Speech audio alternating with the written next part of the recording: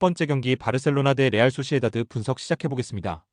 바르샤는 리그 연승을 길게 이어가며 선두 자리를 탈환했다. 위기가 있기도 했지만 리그 선두로 올라서며 코파델레이와 라리가, 챔스 등 세계 대회의 우승을 노리고 있다.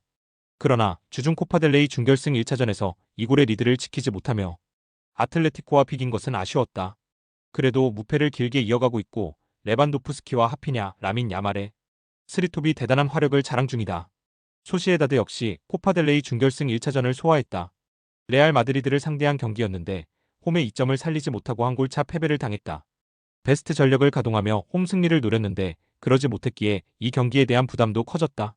리그 선두를 원정에서 상대하는 일정이기에 오스카르손과 웨야사발 등 공격수들부터 상대 최종 수비를 압박하는 수비적 운영을 할 것이다.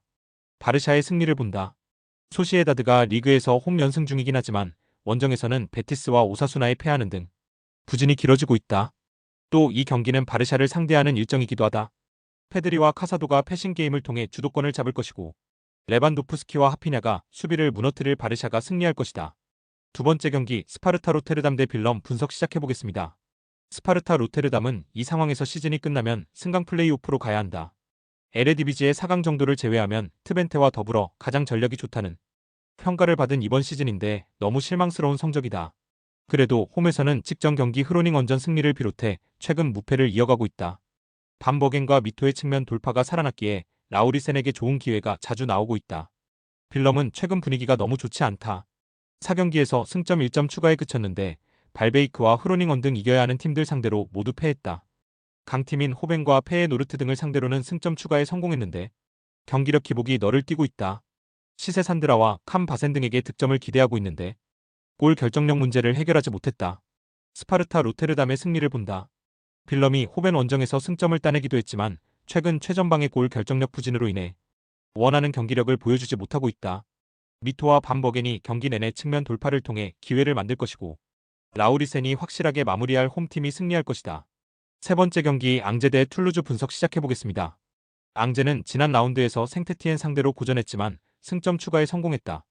6골이 나온 난타전이었는데 팀의 공격 작업을 책임진 압델리가 멀티골을 터뜨리며 팀을 패배에서 구해냈다.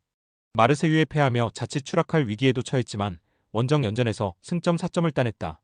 르포르와 벨케블라와 니앙 등 척추라인이 안정적이기에 강등권으로 추락하지 않고 있다. 툴루즈는 무승이 길어지던 상황이었다.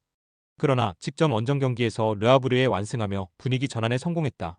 최근 상대의 집중 견제에 고전하던 아부크랄이 골을 터뜨리며 부활을 알렸고 시에로와 덴눔 등 3선 지원이 좋았다. 이번 원정에서는 해볼 만한 팀 상대로 원정 연승에 도전한다. 접전을 본다. 툴루즈가 르아브르전 승리로 분위기 전환에 어느 정도 성공하긴 했지만 앙제의 최근 경기력이 워낙 안정적이다. 아부크랄과 시에로를 앞세워 역습에 임할 원정팀 상대로 벨케블라와 카펠 등이 중원을 밀리지 않을 것이고 홈의 이점도 살릴 앙제가 승점 1점을 챙길 수 있다. 네 번째 경기 오세르 대 스트라스부르 분석 시작해보겠습니다. 오세르는 모나코 원정에서 패한 이후 나선 3경기에서 무패로 승점 5점을 획득했다. 특히 지난 라운드 결과가 좋았는데 리그 2위 팀인 마르세유 상대로 3골차 대승을 거뒀다. 센터백인 주발이 세트피스 상황에서 공중볼 장악을 잘하며 최고의 결과를 얻어냈다. 그로 인해 안정적인 중위권 순위에 안착했고 이제 유럽 대항전 진출이 가능한 상위권 추격에 나선다.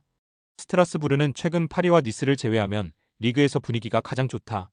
지난 라운드에서 브레스트의 수비 축구에 고전하며 승리하진 못했지만 릴과 랑스 등 순위 경쟁 중인 팀들 상대로 모두 승리했다. 최전방 스트라이커인 엠마누엘 외에도 레마레찰이 측면 돌파로 기회를 만들었고 디아라의 중원 존재감이 확실하다. 접전을 본다. 스트라스부르는 디아라와 이바카 실라 등 중앙 미드필더들의 최근 경기력이 대단하다. 최종 수비 보호는 물론 최전방에 나서는 엠마누엘과 파코 등에게 기회를 잘 만들어주고 있다. 그러나 오어서가 중원에서 상대 볼란치진과 경기 내내 힘겨루기를 할 수 있고 주발과 가브리엘 오쇼 등이 수비 라인을 두텁게 할 오세르 상대로 승점 1점에 만족해야 할 것이다. 다섯 번째 경기 몽펠리에 대 스타드램 분석 시작해보겠습니다. 몽펠리에는 지난 라운드에서 니스에 패하며 최하위를 벗어나지 못했다. 툴루즈 원정을 승리하며 최하위 탈출에 시동을 걸었는데 그 이후 다시 4연패 중이다. 와흐비 카즈리와 사바니어 등 수준급 베테랑이 즐비하고 종은 중앙 미드필더인 페리가 있지만 원하는 경기력으로 이어지지 않고 있다. 때문에 이번 홈경기를 승리하며 분위기 전환을 노려야 한다. 렌은 릴에 패하며 다소 주춤하긴 했지만 랭스에 승리하며 바로 분위기 전환에 성공했다. 칼리 무앙도가 선발 스트라이커로 나서 리그 10호 골을 결승골로 장식했고 트리퍼의 측면 지원이 확실했다. 후르아시의 영입 효과가 극적이라고 보긴 어렵지만 알타마리와 포파나가 주전 경쟁을 이겨내며 칼리무앙도를 지원 중이다.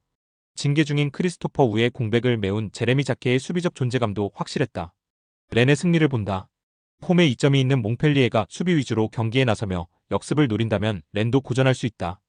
그러나 최하위로 강등권 순위인 몽펠리에가 그런 운영을 하기 어렵다.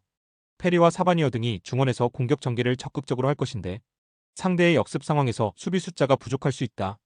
칼리 무앙도 외에도 포파나와 후르아시가 기회를 노릴 렌이 승리할 것이다. 6번째 경기 메뉴 대 풀럼 분석 시작해보겠습니다. 메뉴는 3라운드에서 리그 2위인 아스날을 잡은 데 이후 또 다른 프리미어리그 팀인 레스터를 제압하고 5라운드에 올라왔다. 부상자 이슈로 인해 리그에서 겨우 잔류권에 위치해 있긴 하지만 유로파 16강 진출과 FA컵 순항 등 컵 대회에서는 성적을 내고 있다. 주중 경기에서는 전반 나온 도르구의 퇴장 이슈를 이겨내며 입스위치 상대로 승리하기도 했다. 풀럼은 리그에서 9위를 달리는 등 선전 중이고 이제 FA컵에서 좋은 성적을 노리고 있다. 컵 대회에서는 일정이 좋았던 점도 있지만 지난 시즌 이후 팀을 떠난 주앙 팔리냐를 비롯해 이적생들의 공백을 완벽하게 메웠다. 원정 경기력도 기대할 만한데 주중에는 울버햄튼을 잡았다. 히메네스를 대신해 선발 출전한 무니즈가 맹활약했고 카스타뉴와 세세뇽이 측면 돌파를 통해 기회를 만들었다. 접전을 본다. 메뉴가 홈에 이점을 누릴 수도 있지만 부상으로 인한 전력 누수가 큰 상황이다. 특히 이선에 이탈자가 많기에 홈이지만 쉽지 않은 경기가 될 것이다. 단 해리 맥과이어 등 최종 수비가 나름 안정적으로 경기를 운영 중이기에 히메네스와 트라오레를 공격의 천병으로 내세울 풀럼 상대로 90분 동안 패하지 않을 수 있다. 스포츠 당첨의 제일 중요한 건 조합입니다. 각 팀 분석을 잘한다고 하여도 조합을 못할 경우 큰 배당을 가져가지 못하는 거 다들 아실 겁니다. 그리고 유튜브에 조합을 올려드릴 수 있지만 좀 더 자세한 정보들과 배당 흐름 및 각종 이슈 등 경기 전까지 어떻게 될지 모르니 조합을 빠르게 유튜브에 올려드릴 수 없는 점 양해 부탁드립니다. 조합 신청은 아래 고정 댓글 링크로 조합 신청 말 걸어주세요. 금전 요구 및 멤버십 가입 조건 일체 없습니다. 좋은 건 서로 나눠 갑시다.